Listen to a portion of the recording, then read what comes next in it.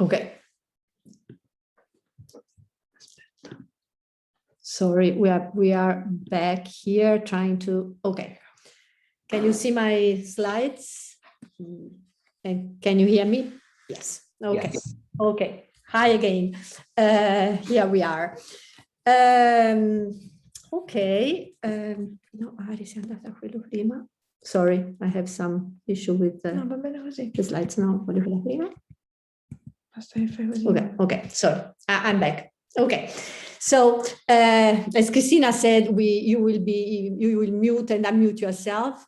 And I was thinking that a good way to lead this conversation could be if I can read like these slides about the findings, and then there's another slide that follows it and is some questions, but I don't think that we should answer the questions. I would just leave the questions there as an input for you, and then we will see what thoughts, comments, questions you may have. Of course, this is a conversation, so the way I think the best way to run it is if you write your name on the chat. At least we avoid the confusion of who raised the hands before, and it's a little bit easier for me to guide it. So what we had thought at first was to cover 6 different themes in each breakout. I don't know if we will have enough time, because actually 6 themes are a lot, but we decided to start the different breakouts with different themes, and then in each breakout we have a reporter, so that in the final plenary we will be able to report our conversations to the plenary, and Marty and Darla will be able to give us answers or enlighten us about what our questions, our comments. I don't know, I was thinking to start our breakout from gender gap, that I think it's a particularly interesting topic right now. So maybe, yes, I will just read you the slide, and then this slide, and then I'll move to the next one with the input for our conversation, okay? So the findings about the gender gap are quite interesting. In 45 of 65 countries and economies that took the questionnaire, girls showed significantly greater awareness of global issues than boys. Findings show that on average across OECD countries, boys were more likely than girls to report participating in activities in which they are expected to express and discuss their views, while girls were more likely than boys to report participating in activities related to intercultural understanding and communication. Furthermore, in most countries and economies, girls were found to have awareness of global issues, greater ability to understand different perspectives, greater interest in learning about other cultures, greater respect for people from other cultures, more positive attitudes towards immigrants, greater awareness of intercultural communication, and greater agency regarding global issues. On the other hand, in majority of countries and economies, boys were more likely to show higher cognitive adaptability than girls. Girls reported more positive attitudes than boys in most countries and economies, while they participated less in learning activities requiring expressing and discussing their views, and more in activities requiring interpersonal skills, such as resolving conflicts. While achieving equal participation among boys and girls in all learning activities is of some concern, fostering positive attitudes among boys and bridging the gender gap seem more important issues. So, sorry, I hope I have problems with the slides are not moving. Okay, sorry. Okay. Okay, here I have some initial questions, and I don't know if you just want to give a look at them, or if you already have some comments you want to bring up, please write your name in the chat. Is there anything that is striking you particularly? What I think it's interesting to question ourselves, what are the reasons behind these findings? I think this is something that is definitely interesting. I don't know if any of you want to start a conversation about this, or has a personal experience about what this means, or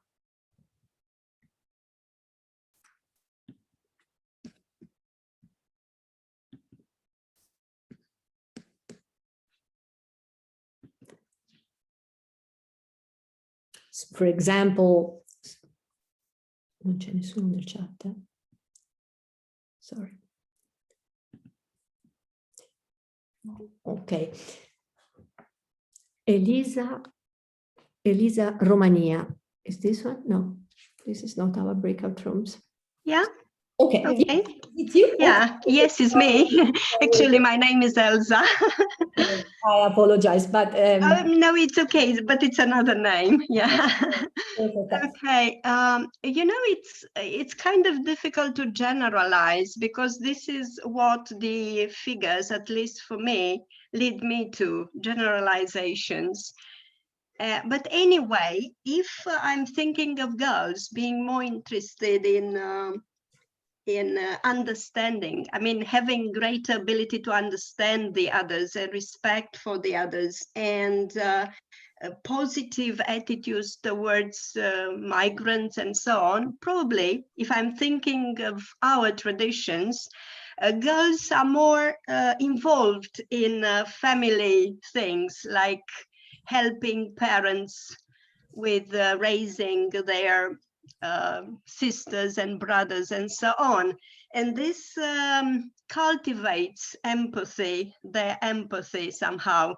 So probably it's due to their education that comes from their family, and more than the one they get from schools. I don't know.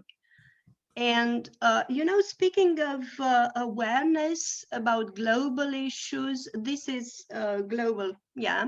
This is dealing with, so this is one aspect I'm thinking of, coming from the family, from traditions. Yeah, and another one is girls associated with a greater awareness about global issues. I don't know, this is related to curiosity, right?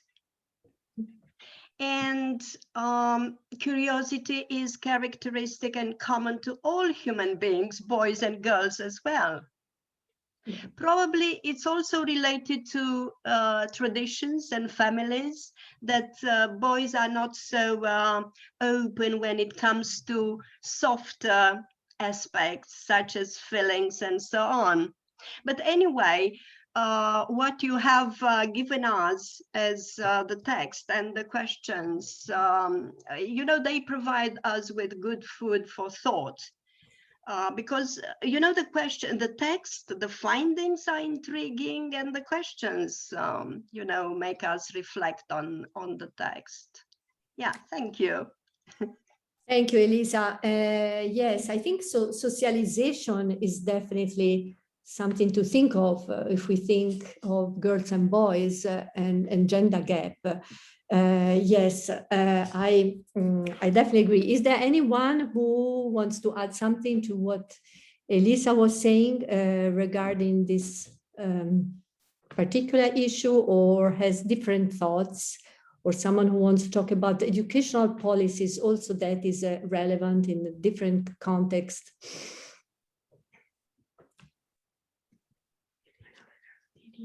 Irina? Hi, Yes. Hi, everyone. Nice to see you all. I'm joining this webinar from the United States, and I'm trying to reflect and to consider how this question put this way. as the question of a gender gap would be welcome or not here in the US American context. I think the direction we are going towards in education here is leaving this binary approach of boys and girls. In case of PISA, we are talking about adolescents aged 15, right? So by the age of 15, I guess most of us have a kind of understanding of our sexual orientation and of our gender identification. So I haven't seen any questionnaire nowadays or any survey that we would approach gender from this binary distinction on boys and girls. And I'm bringing this issue because I think that these questions that are raised in this particular topic, they are very much related to the emotional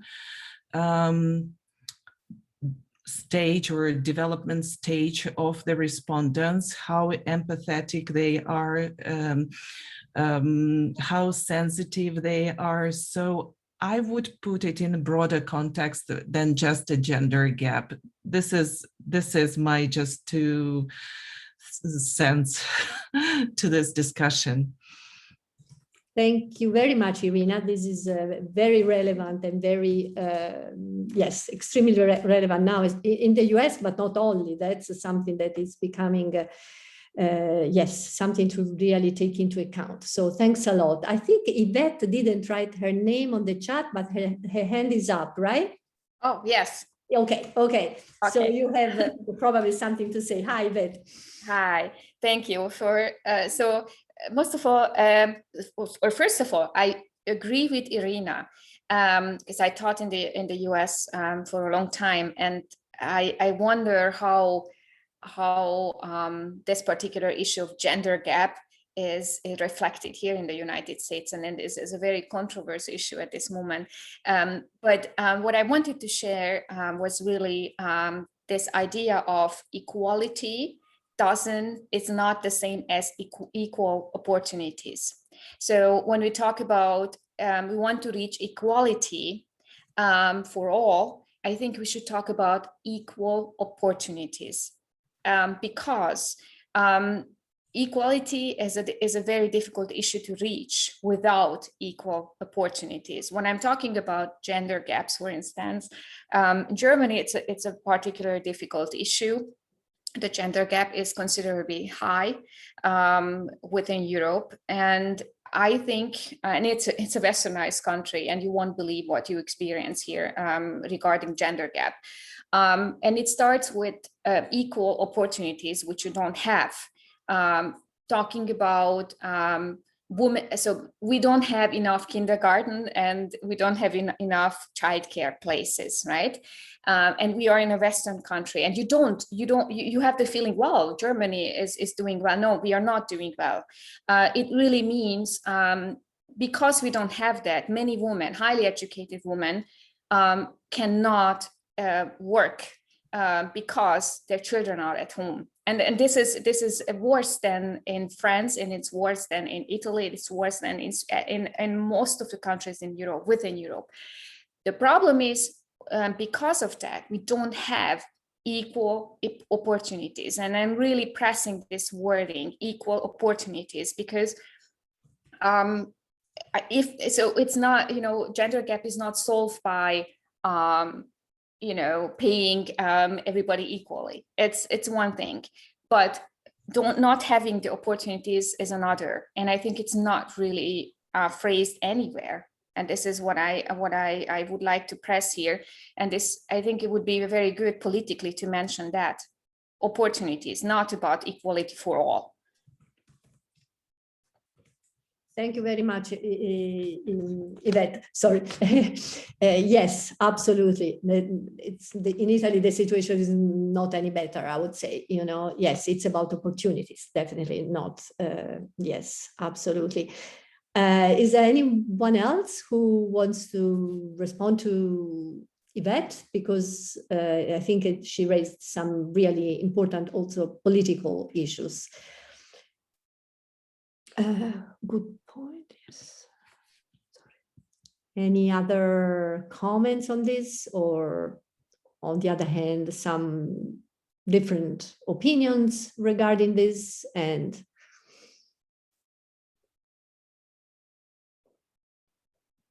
different concerns? Okay. Okay.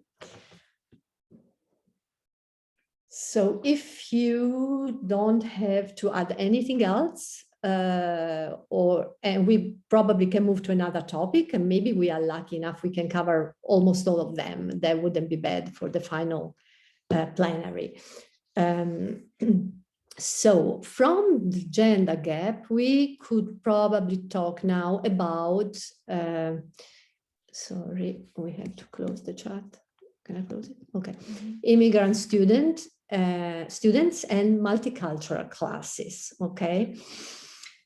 So here, the findings show that advantaged students have access to more opportunities to learn global and intercultural skills than disadvantaged students. When it comes to student skills, attitudes, and dispositions, the findings show clear socioeconomic gaps in favor of advantaged students.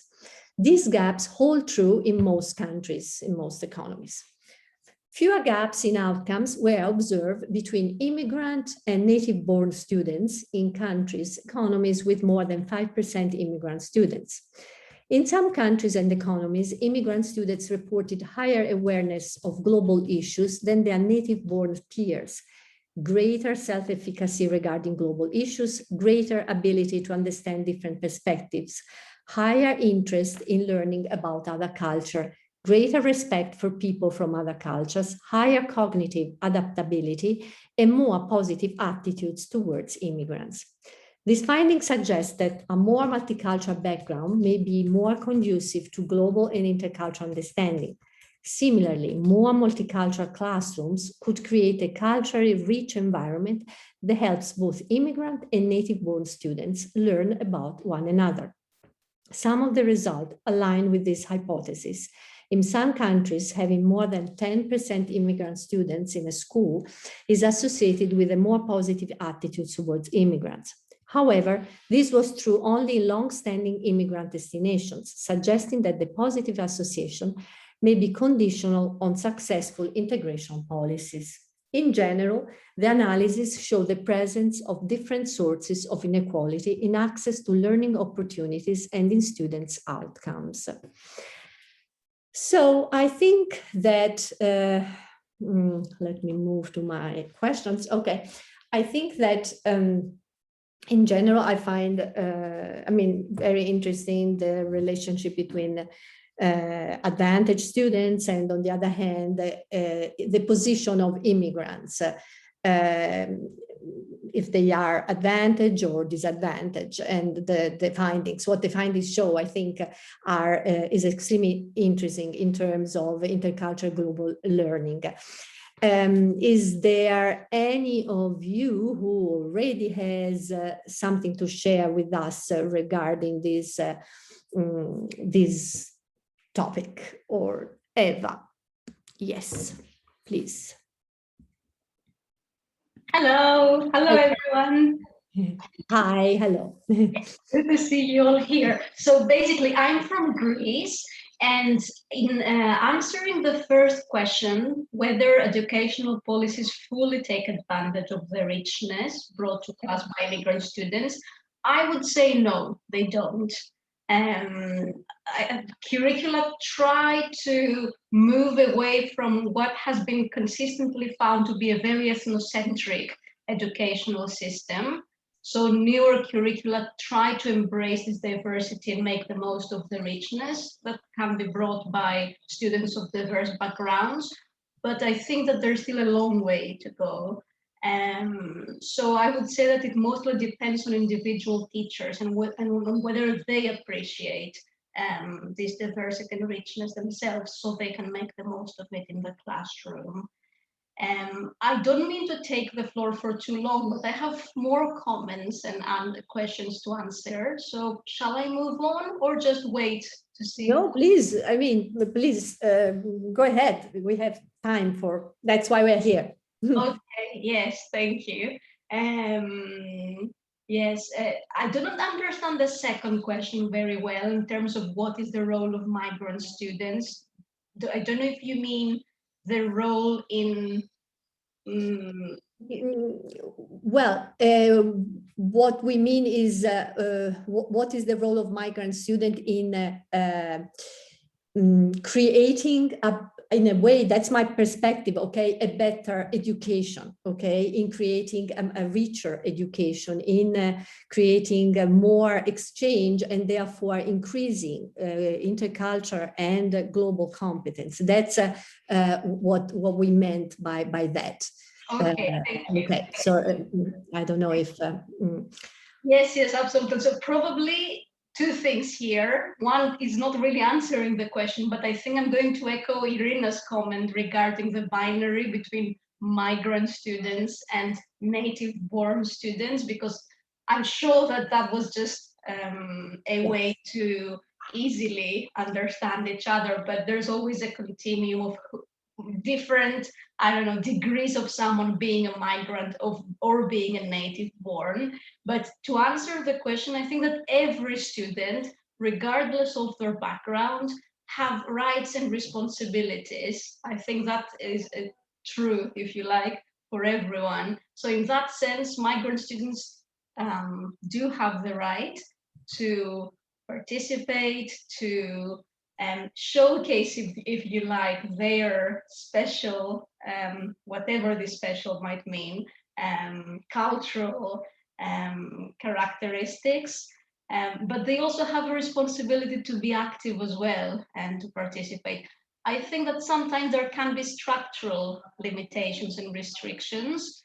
So in this binary, again, agency versus structure, probably migrant students might have fewer opportunities sometimes to fully express themselves and to make the most of interactions. For example, in Greece, there are not all of them, but many students of different backgrounds can be isolated. And then there's also the linguistic barrier that comes into play. As for whether there are multicultural classes, if we're talking about national cultural differences or linguistic, religious cultural differences, yes, there are, and they're becoming more and more, especially because of, since 2014, 2015, of the refugee wave. Some people of refugee backgrounds have now remained in Greece. I would say that in the broader sense of culture, all classes are multicultural anyway, so that would be the same here in Greece. And I have been a teacher in a multicultural class for a very short time, though, because that was in an officially termed multicultural school. And the main difficulty, I think, was the language. The absence of a common language. I was lucky because I was teaching English, but still it can be an issue, just a challenge, not really an obstacle that cannot be overcome. And the strengths are that you constantly learn from each other daily. So it is an amazing source of richness. So these are my answers to the questions. Thank you very much, Eva. That's great. Anyone else? Yes, there's a hand here. Sorry, I don't see your name. Sorry. Hello, can you hear me? Yes, I can hear you. Unfortunately, I don't see you. Okay, Richard, sorry, now I can see it. Okay, Yes. My webcam doesn't seem to be working. I'm sorry. No, now it's working. Please go ahead with your comments. Well, in the case of Spain, and precisely here in the Canary Islands, well, I've got the feeling that there is still a long way to go to make the most of the richness brought about by migrant students. I mean, as in the case of Greece and in many of our countries, most classrooms are multicultural. And in the south of the island, we've got, well, in some secondary schools, we've got up to 15 to 18 nationalities in the same classroom. I would say that schools certainly have the potential for being positive places, positive arenas, for intercultural contact. But what is what is certain as well is that positive experiences need to be supported, actively supported and facilitated by leaders, by school leaderships and by school teachers. And as far as I know, or what I have witnessed in secondary schools, it totally depends on the school head and on the school staff. And there's always a tendency to concentrate much more on language issues than on intercultural issues. I mean, that's what I've witnessed here in secondary schools. I teach at university level now, but I started as a secondary school teacher, and I still got, because of my research, I'm still in touch with some colleagues from secondary schools, and there's definitely a tendency to concentrate much more language issues than on intercultural issues. That's what I wanted to say and share with you. Thank you. Thank you, Richard. Actually, about this last comment of yours, I have to add, I have to completely agree, because in Italy is exactly the same thing. When we talk about teaching languages, unfortunately, we still don't teach the intercultural part as much as we should, while language and culture should go hand in hand, but it's definitely still missing. And language teachers, unfortunately, sometimes they seem to be even less prepared than others in terms of teaching intercultural content. So it's something that there's still a long way to go. Yes, definitely. But I also have to say, on the other hand, that when I talk about Italy, I always tend to be negative, but I have to say that in terms of multicultural classes, there has been a lot that has been done in terms of curriculum, especially in the elementary schools. The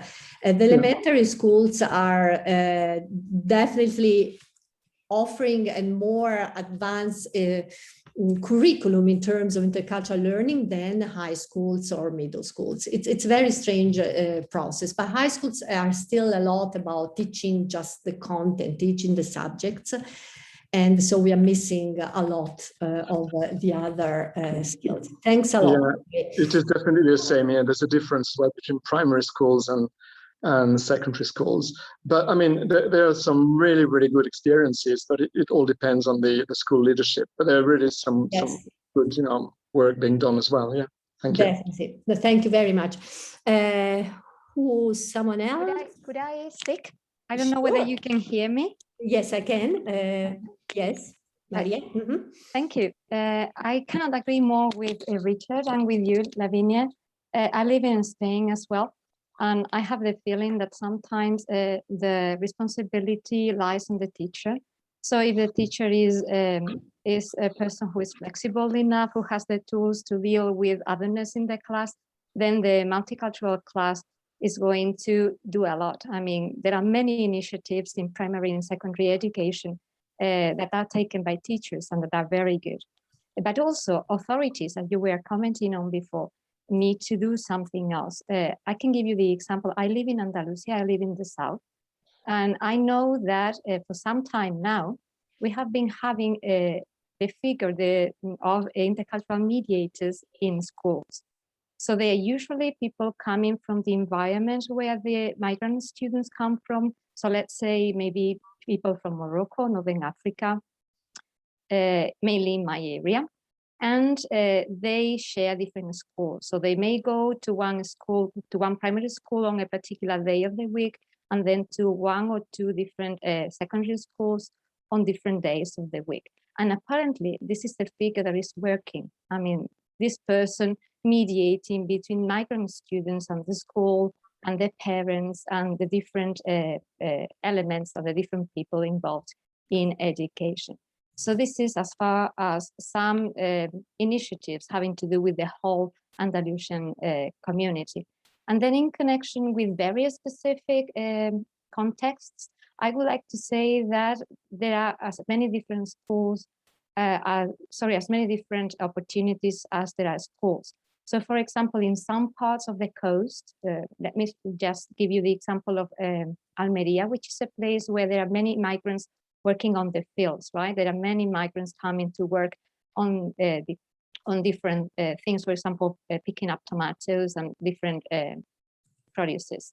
So in these areas, the number of migrant students is very, very high. So there may be around 50% of the students in the class coming from different countries.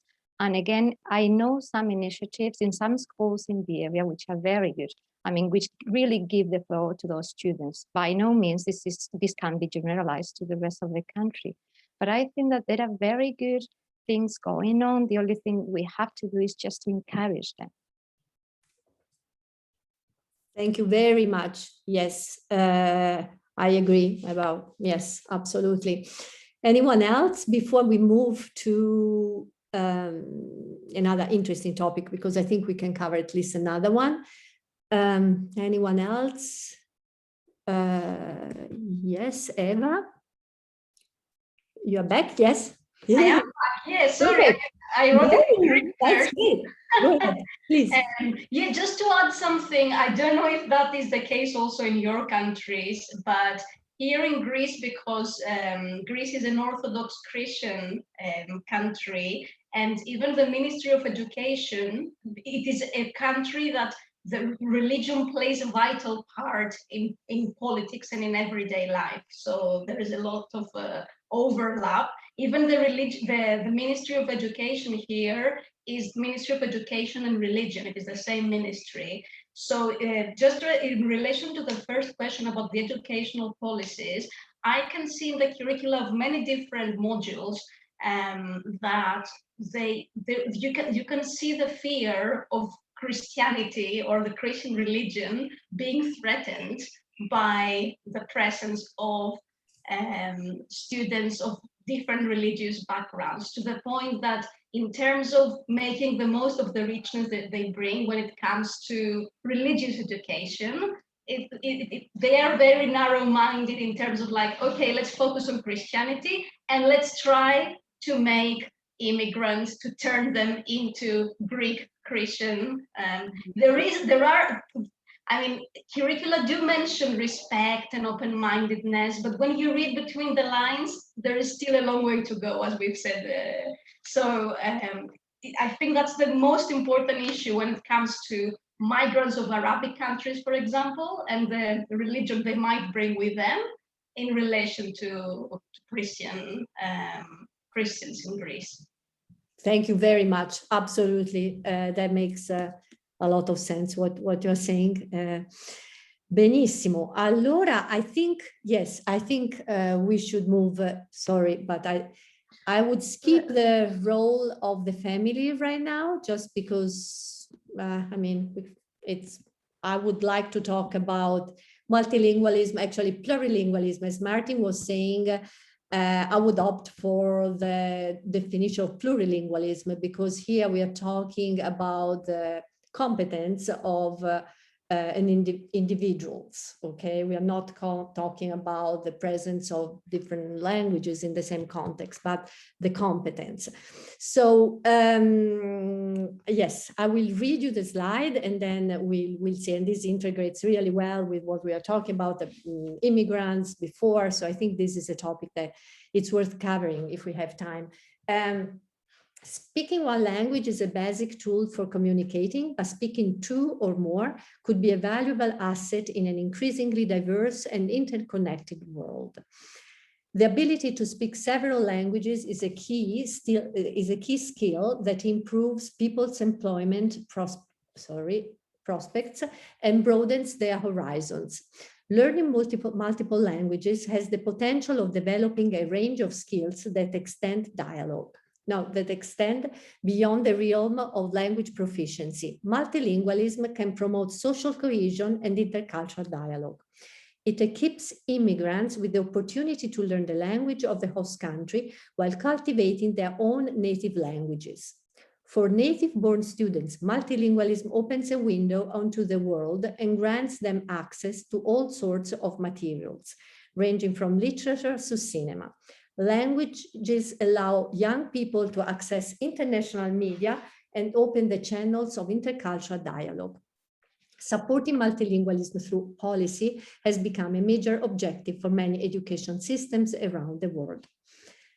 Students in English-speaking countries may not have much incentive to learn a second language, given that English has become the lingua franca of the world. But in other countries, if multilingualism is rare, it may be because of the lack of learning opportunities at school.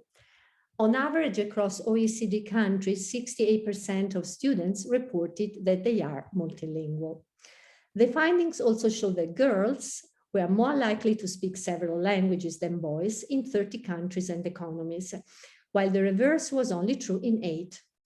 An analysis explored the association between speaking 2 or more languages and 8 student indices: awareness of global issues, self-efficacy regarding global issues, interest in learning about other cultures, respect for people from other cultures, perspective taking, attitudes towards immigrants, cognitive adaptability, and awareness of intercultural communication. Associations were positive and statistically significant in almost all countries. Just sorry to interrupt. Sorry, they're asking me something. Okay. Sure we're recording. Yes, we are. Sorry, but they were asking me if we were recording, but yes, we are. I don't think we are. Oh, yes. Yes, we are. Okay. Sorry, Like, let's I go back forgot. to the questions. Yes, just give me a second. I'm sorry, guys, but technology, I wish we could be in person as everything. Dov'è il coso? Qui. Okay, I'm back. I'm so sorry. Okay, multilingualism, plurilingualism. Okay. I find this a very, it's my field, so I find it is very interesting, but I would be very interested in hearing what your experience about this is, and about the policies. Also, I'm very interested in hearing what you think about the relationship between English as an international language and developing a pluricultural competence, because this is something I think is of key importance for education. But I don't know if this is just my perspective. Anyway, any comment is welcome. That's just my own desire. Please, who has something to say or some comments or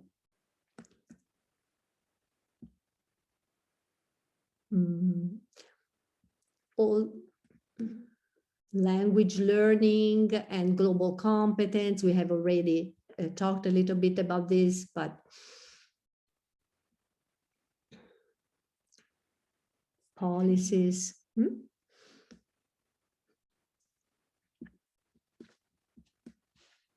Nobody? Yes. Hajer? Hajer? Yes. Hello. Hello. How do you pronounce your name? It's Hajer. Hajer. Okay, good.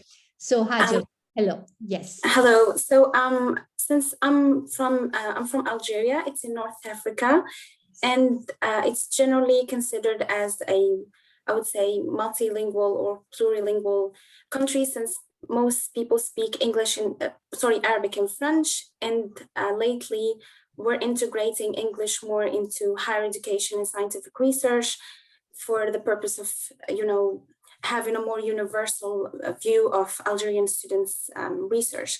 So the thing that I'm working on this on my PhD as well. So from my experience, and not to generalize, when you talk to, for example, friends, and you ask them about their interest to learn English, you will find them more interested and excited to know more about the language, saying that it's somehow an international language. We need it because a lot of international cooperations and international companies in the workplace. But when you refer to French, although it's a big part of our accent, but it's unconsciously, when we speak a mixture of Arabic and French, especially in the northern areas. You find that some people have a certain sensitivity towards the language. I believe that could be the cause of because of the colonial background of the language. So I think a lot of research has been done on seeing whether teenagers want to learn English or French, and most of them would prefer English, just because they think that it's something that we will need from now on better than the French language. And as a proof of that, now we're opting for English in higher education rather than French, because they made a sort of questionnaire, and like 90% voted to opt for English from now on. So I just wanted to share my experience from my own country. Thank you very much, Hajar. Very interesting. Yes, we have only 2 minutes left. So if any of you has something to add about plurilingualism, its role towards the development of global competence.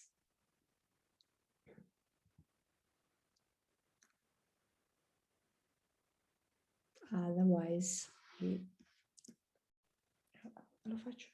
bye-bye. Yes.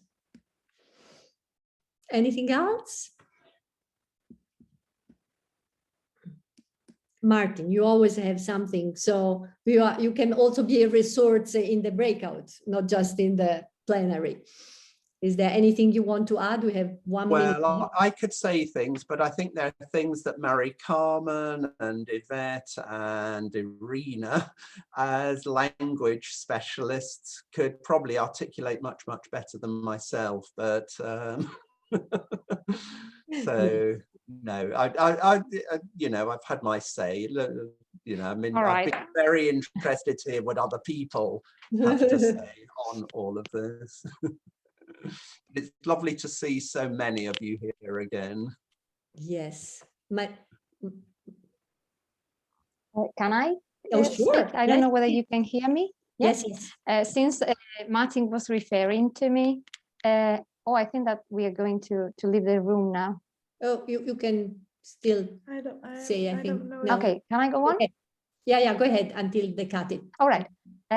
Well, basically, as an answer to the first question, whether Spain supports multilingualism and multiculturalism, definitely there is a very, very big support for multilingualism. We have very explicit language policies in primary and secondary schools, where now the different subjects in the curriculum are taught in 2 or 3 languages. So a part of them is taught in Spanish, a part of them is taught in a foreign language. And if the school is not only bilingual, but multilingual, you may have a third part of the curriculum being taught in a second foreign language, which is usually English and French. So we are definitely opting for multilingualism. As to multiculturalism, I think that this is an outcome of multilingualism to a certain extent, but the policy is very explicitly for multilingualism, even though one of the outcomes of multilingualism is probably multiculturalism. Thank you so much. Unfortunately, we have to go, but we will continue together, okay? Thanks a lot.